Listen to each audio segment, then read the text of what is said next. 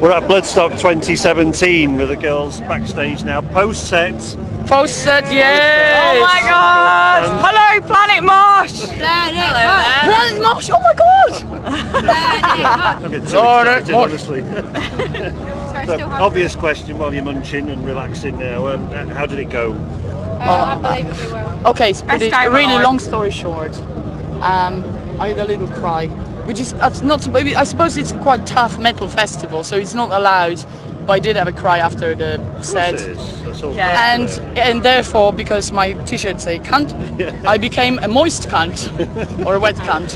Massive moist cunt. Massive moist cunt. Yep. That's what it is. Well, I'll translate that as it went well. It went really well. Yeah, it went really well. Do you know what? I absolutely loved it. It was the best day of my life, honestly. Yeah. If we would die tomorrow, we would die happy. Put it that way. That's it now. Do you get a chance to savour it while it's happening then? Yeah. Yes. I savoured every single second, I'm telling you. I was terrified before I went on stage, but I absolutely loved every minute of it. I savoured every single second, and I'll never forget this day for the rest of my life. There's a lot of guys that are on stage and it'll sort of go in 10 seconds. Was I on? You know, it seems to go really fast. It just so fast when you're on stage. You're doing it, and it does feel fast. You just it feels like about 3 seconds. Every song lasts about 3 seconds. I think it's the adrenaline that pushes you through it, and it does feel fast because you want to do more. So I don't think it's a bad thing, but it's just the way it is. Because the adrenaline, you're so nervous, but then also it's what gets you through. But then you're after I want to do more. I want to do more. I want to play. It's almost like going on a roller coaster. You're absolutely shitting yourself before you go on it, and then you go on and you think, fucking hell, this is great. Let's do it again. I want to do it tomorrow. Me too. It'll be a bit quieter tomorrow though, won't it? It will be. Be no one here. No. Thankfully, you're a band that are quite hard to pigeonhole musically. Yes. Well, yes, so we were told. So I'm guessing influence-wise, it's a bit of a cats in a bag type thing, all over the place. No, do you know what? I think because we kind of took upon ourselves the social democratic political system in the band. Yeah. I think Pussifer did the same thing, and basically everyone's free to put something in the pot. So songs start somewhere, whether if it's Sinead or Saf or Vicky or Howard even does put some stuff on. Yeah. So whoever starts it, it's a little flavour, and then everyone throws, and I think rainbow cake. It's like You're going to shove everything in and you don't know what colour's going to come out. It might come out really good, might come out shite. But then again, we have also time to decide whether we actually feel the song is right and it's worth carrying on, or just drop it, or maybe come back to it later. Yeah. And has that always been your mindset? Yeah, to be honest, I mean, this is what's kind of this has set us back as well. Because we can't be pigeonholed, it has set us back in a lot of both-sided blade. Yeah, both-sided blade. It's kind blade. of we've always stood what we believe in, our sound and what we want to do. And there has been times where people have tried to push us in another direction. We're like, hang on, no, this is not what we believe. This is not who we are. We're going to stick with what we want to do. And that has been a longer route round. I'll be completely honest with you. And but also, it's worth it because you're being true to yourself. Yeah, and also radio station, it is a longer route, because then when it's harder when you can't pigeonhole something. It's like, oh, should I risk it? Should I put them on the program or should I not? Do you know? And I understand that. Risk taking is not everyone's thing, but ultimately, if you don't risk, you won't gain. Yeah.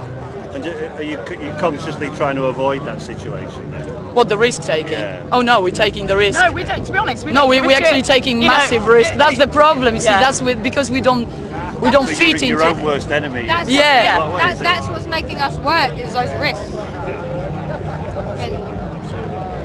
And did you all sort of know each other before starting Courtesans? Well, I mean, God, I met, this is Sinead here, I met Agnes about 6 years ago.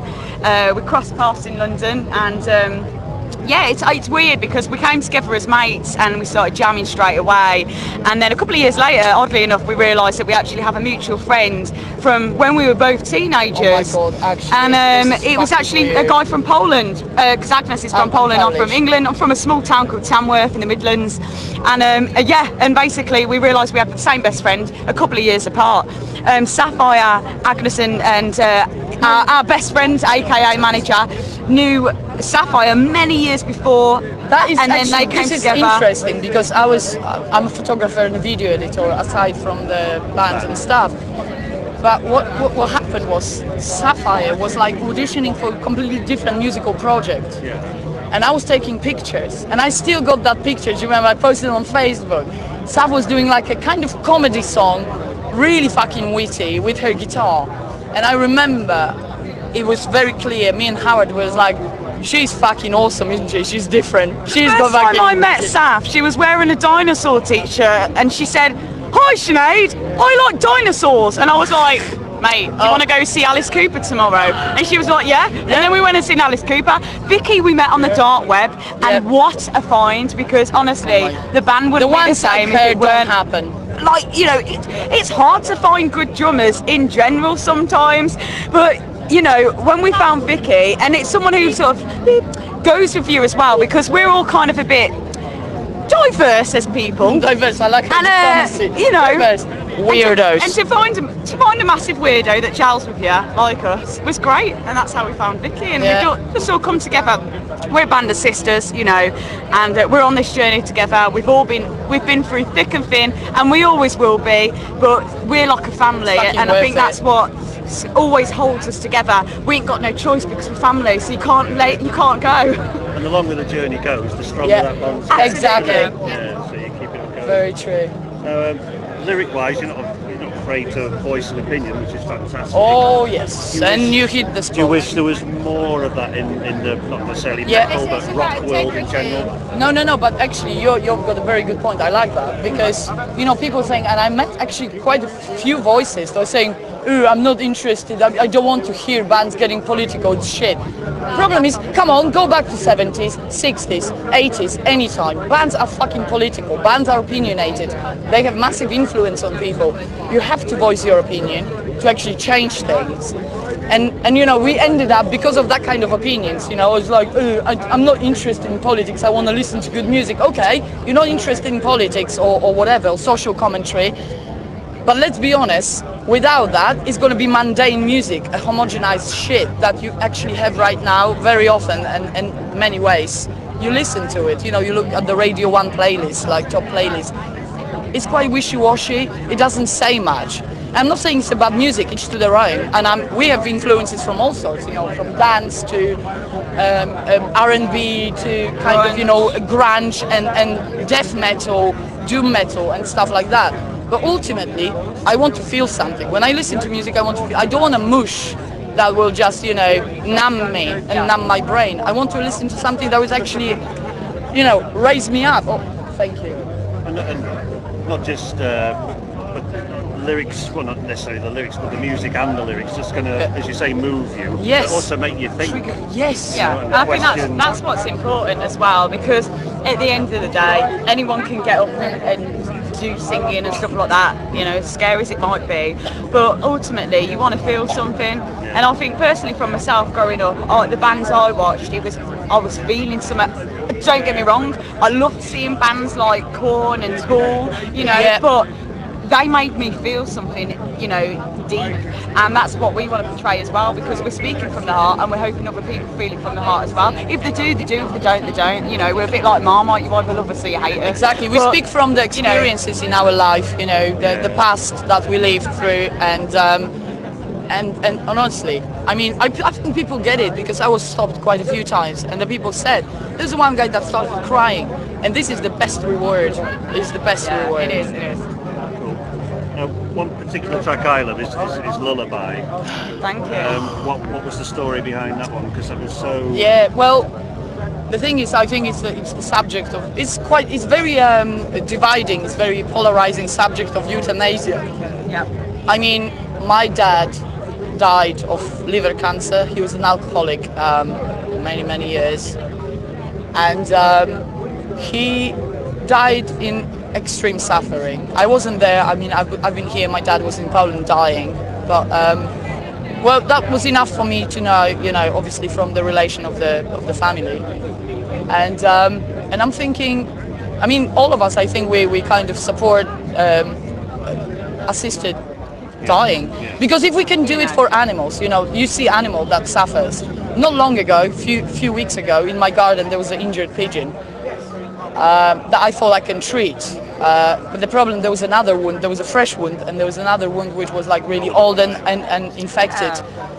And so ultimately I had to twist its neck and help it, because I couldn't, I didn't have means to treat him. I probably would the fresh wound, but then there was the old one, I didn't have means. And that was probably the most humane thing to do. I was quite traumatized. Yeah. But the thing is, if we can do it for animals, why can't we do it for humans, you know? If someone you loved was in pain, and in pain to the point where they can't take Carry it on, anymore, yeah. then why shouldn't you help? It's a massive subject, and it is difficult to get It around, is. and I completely understand Western that. society But when we not sing great with Lullaby, that. that is what we're thinking about. We're Yeah. thinking about our loved ones that have been in pain, and you know, every time, to be honest, every single time we sing Yeah. it, we still feel it, you know. You know, your granddad recently passed Yeah. away, brain cancer.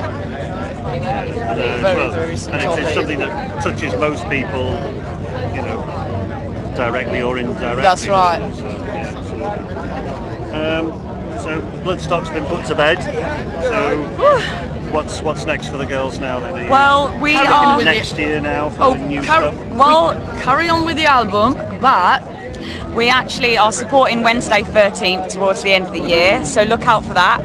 We've got a couple more gigs that we're going to be announcing very soon, so if you follow us on social media and our Yeah, just keep website, your eyes open. sign up to the mailing list and we'll keep you updated. There's a couple of gigs in the pipeline that we haven't quite put out there yet. I'm not allowed to say it yet, but Don't in the say next anything. couple of weeks you'll see it. We're going to be working on a lot of music, and yeah, ultimately just gigging loads, you know. We've been gigging loads for years, but Well, we're more and more. let's put it this way, okay? The Monkey Logic that you heard today, if you heard it, that's the material from the newest album, LP, the long play that we're working on, and that's what we are focused on. But the thing is, we plan to release it at the end of the year, but then we thought, well, if it's not quite good enough, Why rush? why rush? We want it to be right and we want to be proud of it. So even if it's next year, it's fine. But that's what we're going to be doing and gigging a little bit. So when it does come out, it's you 100%. Oh, Exactly. yeah, and listen, you know, it's always us anyway. And I feel like better safe than sober is really, I mean, we put our fucking That's like heart a and soul prelude into that, to the honestly. album, I But think. now we just got that barrier, we've kicked it right down and we're going across. With her vegan, With my vegan Dr. Doc Martens, Martens, or my with bare my foot. rainbow Because I'm really laces. hard like that because I'm Polish and I can kick shit with my bare foot. And I'm from Tamworth and I have to put my special boots on. Well, thanks very much for your time, girls, and it's a breath of fresh air. Oh, thank and you. long may it continue. Please don't make me cry again. It's I gonna know. cry hard. Oh, right, big love. Come on, let's have a cuddle. Okay. There we go. Thank you Great. so much. Thanks a lot. Thank you so much.